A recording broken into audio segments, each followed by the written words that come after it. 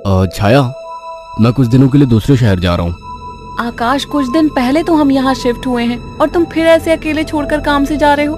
अरे तो नया शहर है, घूम आया करना, और मैं कॉल करता रहूंगा। ठीक है, मैं रोकूंगी तो रुकोगे थोड़ी। तुम फिर शुरू मत हो छाया, ये मेरा काम है। ठीक है, मैं अपना सामान लगा देती हूँ, बस अपना ख्याल रखना।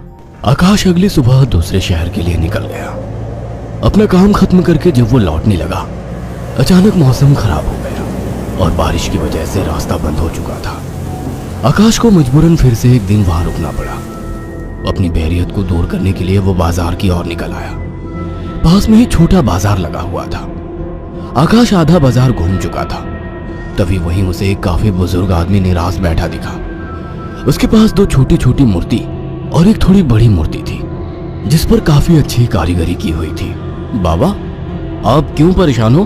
कुछ नहीं बाबूजी, बस सुबह से कुछ भी नहीं बिका। अरे बाबा, आप परेशान ना हो। ये मूर्ति कितने की है?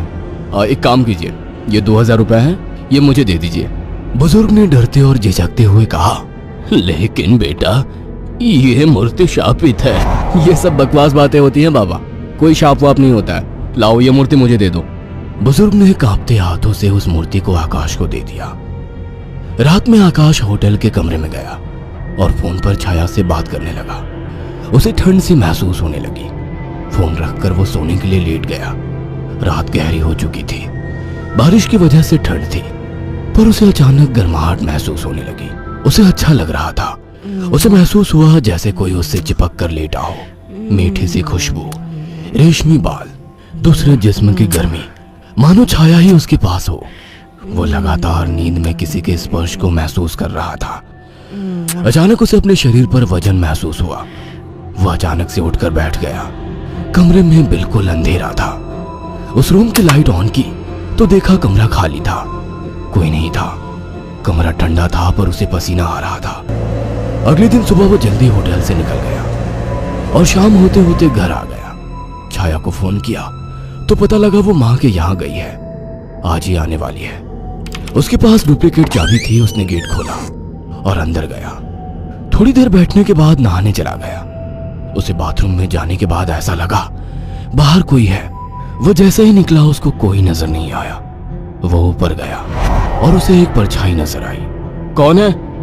छाया, मजाक मत करो, मुझे ऐसा मजाक पसंद नहीं है। तभी दरवाजे की डोरबेल बजी। जाकर देखा तो छाया थी। आकाश उसे देखते ही खुश हुआ और उसे गले लगा लिया। तुम सही वक्त पर आ गई, मुझे लगा कोई ऊपर है। ऊपर कौन है? मेरी कोई सौतन ले आए हो क्या? कैसी बात करती हो? अच्छा छोड़ो, मैं कुछ खाने का बना लूं, फिर बात करते हैं। हाँ ये ठीक है, मुझे ही भूख लगी है। अच्छा ये देखो कितनी सुंदर मूर्ति है। खाने के बाद वो अपने दोनों कमरे में प्यार की बातें करते हुए अपने निजी पलों के आनंद में लीन होकर सो गए। मगर आधी रात को आकाश को वही खुशबू स्पर्श महसूस हुआ। उसे लगा छाया को आज ज्यादा ही प्यार आ रहा है और वो जो कर रही है करने दूं। छाया इस बार काफी उत्तेजित लग रही थी। आकाश को भी आनंद आ रहा। चाय पी लो। वह चाय के लिए उठा तो छाया बोल उठी, ये मूर्ति लेकर कब से सोने लगे तुम? अरे ये तो साइड में रखी थी, वहां बिस्तर में कैसे आ गई? आ गई होगी। एनीवे, चलो तैयार हो जाओ, ऑफिस जाओगे ना। लाओ, इस मूर्ति को मैं रख देती हूँ। थोड़ी देर बाद छाया कमरे में सफाई करने गई। वो काम में बिजी थी, पर उसे लगा जैसे मूर्ति उसे देख रही है। जैसे उसने मूर्ति की तरफ देखा, मूर्ति अपनी जगह जैसी थी वैसी ही रखी थी। छाया काम खत्म करके कमरे से निकलने को हुई तो अचानक मूर्ति गिर गई। छाया ने पलट के मूर्ति को उठाया। अचानक मूर्ति मुस्कुराई। छाया डर गई और मूर्ति हाथ से छूट गई। डरते डरते उसने मूर्ति को उठाया तो उसने देखा वो सामान्य थी। शैतान मूर्ति, डराती है मुझे। ये कहकर उसने मूर्ति को अलमारी में, मानो मुझे कोई देख रहा हो। तुम आराम करो, मैं कुछ खाने को लेकर आता हूँ। छाया लेटी हुई थी। अचानक उसने ध्यान दिया, मूर्ति उसकी ही तरफ घूर रही थी। अचानक उसे याद आया कि मूर्ति को तो उसने अलमारी में रख दिया था। अचानक वो मूर्ति हिलने लगी। छाया चीख उठी। आकाश दौड़ता हुआ आया। क्या हुआ? ये मूर्ति अभी खुद चली थी। तुम्हारा वहम होगा छाया। मगर रात को आकाश को फिर से चुंबन के स्पर्श महसूस हुए। वह नींद में था और चाह के आंखें नहीं खोल पा रहा था, परंतु आकाश को चुंबन के स्पर्श उत्तेजित कर रहे थे। उसके मुंह से आवाजें निकल रही थी। अचानक छाया की आंख खुल गई और उसने जो देखा वह हैरान रह गई। उसने देखा कि एक लड़की काली परछाई के रूप में आकाश के कपड़े खोल रही थी और वो देखते ही चिल्लाने लगी, आकाश, वो काली परछाई! अचानक कमरे के शीशे में चटक सी आवाज आई और शीशा टूट गया। आकाश उठकर बैठ गया। ये शीशा कैसे टूटा और तुम चिल्लाई क्यों? आकाश, वो कोई काली आत्मा थी। मैंने अभी देखा, वो तुम्हारे साथ संबंध बना रही थी। क्या तुम्हें बिल्कुल पता नहीं लगा? कौन? क्या कह रही हो? मुझे महसूस तो हुआ पर मुझे लगा तुम हो। पागल हो क्या?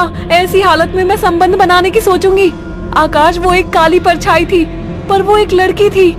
तभी मुझे कल रात को जब ये सब महसूस हुआ तो मुझे कुछ अजीब सा लगा था। मुझे ऐसा होटल में महसूस हुआ कि जैसे मेरे पास कोई तो है। और अगले दिन मैं घर आ गया था। तब से जब भी सोता हूँ ऐसा कुछ होता है। मुझे लगता था कि तुम हो। तभी अचानक दोनों का ध्यान मूर्ति पर गया।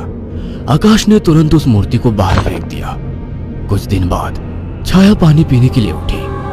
अचानक उसकी नजर फिर से ड्रेसिंग टेबल पर रखी मूर्ति पर पड़ी। अचानक उस मूर्ति ने काली परछाई का धारण कर लिया। छाया अचानक बेहोश हो गई। कुछ देर बाद उसकी आंखें खुली तो उसे सब सपने जैसा लग रहा था। अचानक वो किचन में चली गई। तभी वहां आकाश आ गया। अरे, पहले ठीक तो हो जाती। मैं तो ठीक हूँ। अच्छा। हाँ, आज तो मुझे एक अलग ही सुबह लग रही है। ओके, अब चलो आराम करो। मैंने तुम्हारे लिए कुछ दिन की छुट्टी ली है। अगर ऐसा है तो मुझे खूब प्यार करो। आज आकाश को छाया कुछ बदली बदली सी लग रही थी। खाने के वक्त भी छाया काफी अजीब तरीके से खा रही थी, जैसे वो बरसों से भूखी हो। छाया, क्या हुआ? आराम से खाओ। रात ठीक से खाया नहीं था ना, तो मुझे जोरों की भूख लग रही है। वैसे आज मीट बना काफी अच्छा है। गांव में अम्मा ने सिखाया था। अम्मा ने? कौन सी अम्मा ने? तुम तो कभी गांव गई ही नहीं। वो सब छोड़ो, सुनो ना, मेरा मन रोमांस का हो रहा है। तुम्हें लगता है ये सही वक्त है? प्यार करने का कोई वक्त नहीं होता। अचानक छाया आकाश से जाकर लिपट गई। उसके जिस्म को चूमने लगी।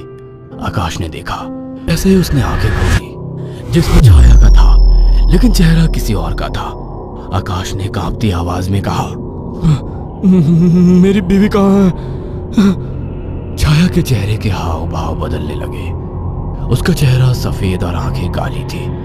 वो गुस्से में बोली, मुझे पसंद नहीं थी वो, मार डाला उसे। अचानक वो एक परछाई में बदल गई। उसने अपने लंबे और पहने दांत आकाश की गर्दन में गाड़ दिए। आकाश एक दिल दहला देने वाली चीख के साथ शांत पड़ गया। कुछ दिनों बाद जब घर से बदबू आने लगी तो पड़ोसियों ने पुलिस को बुलाया तो देखा दोनों की लाश बहुत बुरी तरह से कटी पड़ी है और सड़नी शुरू हो चुकी थी।